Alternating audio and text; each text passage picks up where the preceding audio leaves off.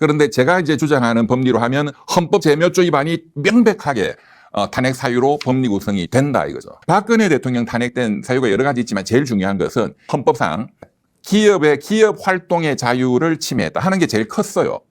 지금 생각해 보면 뭐 별것도 아닌 거. 네. 그 당시 박근혜가 여러 건의 범죄 사실이 있었는데 그 미르 재단, K스포츠 재단을 만들어서 삼성그룹부터 한 40여 개 대기업들한테 합계 한 850억 정도를 돈을 뜯어냈습니다.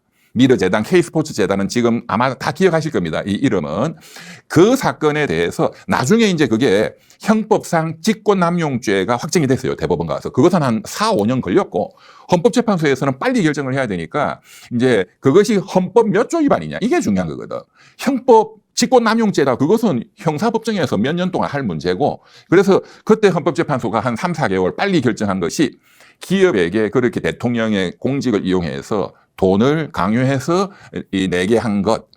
그것은 헌법상 기업의 자유, 기업 활동의 자유를 침해했다.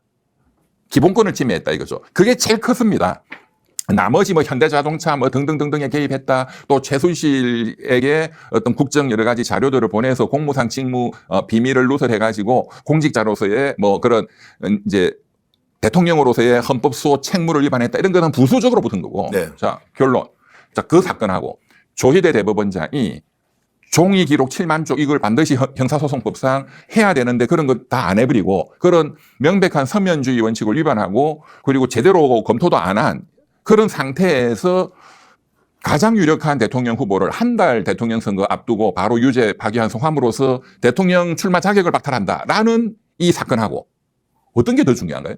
박근혜 850억 뜯어낸 사건하고. 직감적으로는 뭐 후자가 훨씬 더 중요하죠. 훨씬 중요하죠. 그리고 이것은 사실관계가 거의 이제 규명이 돼 있는 것만 제가 말씀드린 겁니다. 어디 선거에 개입하려고 했다 이런 의도는 모르는 거예요, 아직.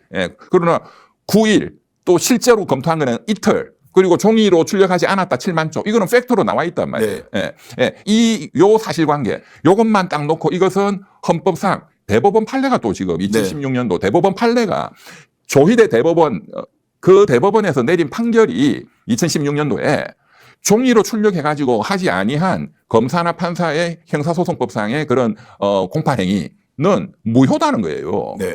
그만큼 종이 출력이라는 것을 해야만 되는 것은 그만큼 엄격하게 해야 되고 피고인의 방어권을 보장하기 위해서 해야 된다. 그래서 형사소송법 위반, 중대한 법률 위반이고 더 중요한 거는 헌법 위반이거든요. 헌법 몇 조 위반이냐? 그 대법원 판례가 헌법 27조가 보장하는 법률에 따른 공정한 재판을 받을 권리를 기본권을 침해했다라고 그 대법원 판례에 딱 적고 있어요.